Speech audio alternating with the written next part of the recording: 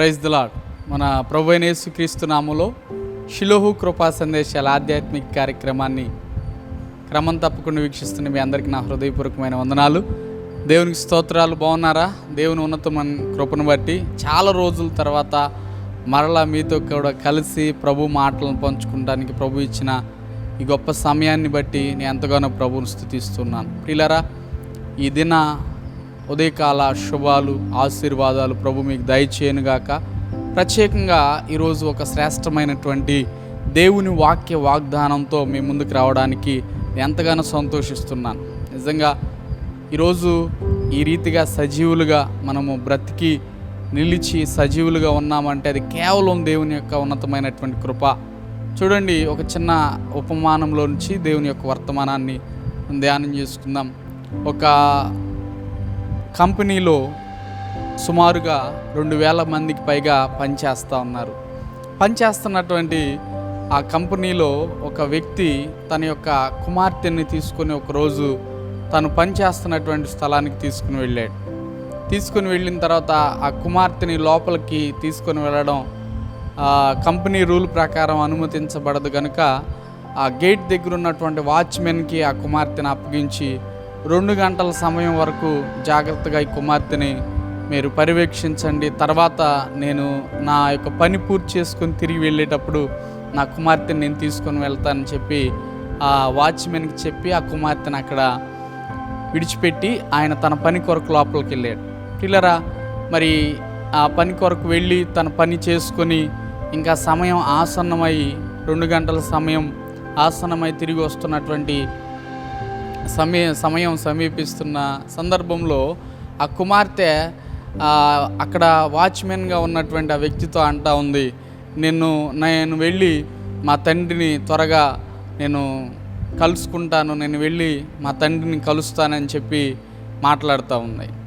వెంటనే ఆ వాచ్మెన్ ఆ చిన్న కుమార్తెతో చెప్తా ఉన్నాడు, ఈ కంపెనీలో 2000 మంది పైగా పనిచేస్తూ ఉన్నారు. 2000 మంది ఒకే రకమైనటువంటి యూనిఫామ్ వస్త్రాలు ధరించుంటారు. అందరూ ఒకేసారి బయటకు వస్తారు. నీవు నీ యొక్క తండ్రిని ఎలాగ గుర్తుపట్టగలుగుతావు? కనుక నీ తండ్రి నీ దగ్గరికి వస్తాడు, వచ్చినంత వరకు నువ్వు ఎదురు చూడు, ఇక్కడే ఉండు, వెళ్ళొద్దని చెప్పి గట్టిగా వారిస్తున్నప్పుడు ఆ చిన్న కుమార్తె చాలా చక్కని సమాధానం వాచ్మెన్కి చెప్పింది. ఆ సమాధానం విన్న వాచ్మెన్ వెంటనే ఆశ్చర్యపోయాడు. ఆ కుమార్తె చెప్పిన సమాధానం ఏంటంటే, నేను 2000 మంది పైగా వస్తున్నటువంటి ఇంతమంది ప్రజల్లో నా తండ్రిని నేను ప్రత్యక్షంగా గుర్తించలేకపోవచ్చు, కానీ ఈ 2000 మంది ఒకేసారి వస్తున్నప్పటికీ కూడా నేను వెళ్తా ఉన్నప్పుడు నా తండ్రి నన్ను ఖచ్చితంగా గుర్తిస్తాడు. కనుక ఆయనే నన్ను మర్చిపోకుండా జ్ఞాపకం చేసుకుంటాడు, గుర్తు చేసుకుంటాడు, గుర్తుపడతాడు. ఆయన నన్ను చూచిన వెంటనే సంతోషంతో నన్ను పైకెత్తుకొని ముద్దు పెట్టుకుంటాడు. కనుక నేను నా తండ్రిని గుర్తించకపోయినా ఆయన నన్ను గుర్తెరిగినటువంటి తండ్రిగా ఉన్నాడు, కనుక నేను భయపడిన అవసరం లేదని చెప్పి వెంటనే ఆ కుమార్తె పరుగున ఆ బెల్ వినిపించగానే వస్తున్నటువంటి ఆ మనుషులకి ఎదురుగా పరిగెత్తింది. ఇంతలో ఆ కుమార్తె కొరకు ఆతృతగా బయటకు వచ్చిన తండ్రి ఎప్పుడైతే ఈ సంగతి చూశాడో వెంటనే తాను కూడా పరిగెత్తుకుంటూ వచ్చి ఆ కుమార్తెను పైకెత్తి ముద్దు పెట్టుకొని హత్తుకున్నాడు. ప్రియులారా, ఈ సందర్భాన్ని బట్టి, ఈ యొక్క ఉపమానాన్ని బట్టి, చిన్న కథను బట్టి మనం జ్ఞాపకం చేసుకోవాల్సినటువంటి సంగతి ఏంటంటే, ఈ రోజున మన యొక్క స్థితిగతులు, పరిస్థితులు, వ్యక్తిగతమైనటువంటి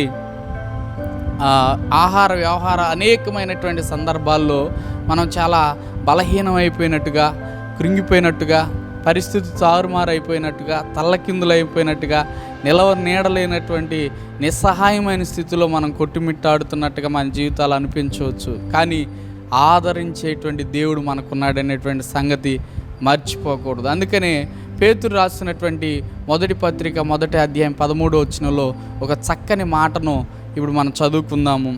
కాబట్టి మీ మనస్సు అను నడుము కొట్టుకొని నిబ్బరమైన బుద్ధి గలవారై యేసుక్రీస్తు ప్రత్యక్షమైనప్పుడు మీకు తేబడు కృప విషయమై సంపూర్ణ నిరీక్షణ కలిగి ఉండుడి. ప్రియులారా, చక్కని మాట, సంపూర్ణమైనటువంటి నిరీక్షణ కలిగి ఉండుడి. దేవుడు ఒక నిరీక్షణ కలిగినటువంటి వారిగా ఉండటానికి ప్రభు మనల్ని పిలిచాడు. నిజమే ప్రియులారా, నీవు నేను అనుకుంటూ ఉన్నాం ఇప్పుడున్నటువంటి పరిస్థితులు నిజంగా వరదలు, నష్టం, అనారోగ్యం, భయంకరమైన భీతి, ఉన్నవన్నిటువంటి కోల్పోవటం, ఆశించినవన్నీ మనకు దూరం అయిపోవటం, అన్ని ఆలోచనలో మనం తారుమారైపోయినటువంటి స్థితులు కనపడుతున్నాయా?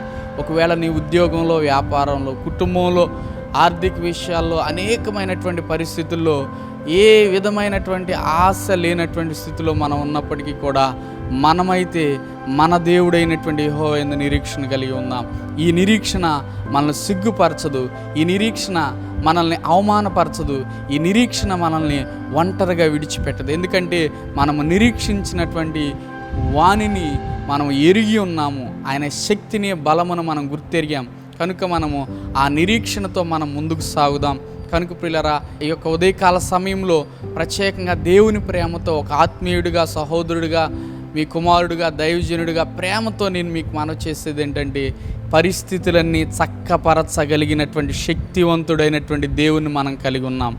కనుక నిరీక్షణతో, విశ్వాసంతో, నమ్మికతో ప్రభువుని బట్టి ముందుకు సాగుదాం.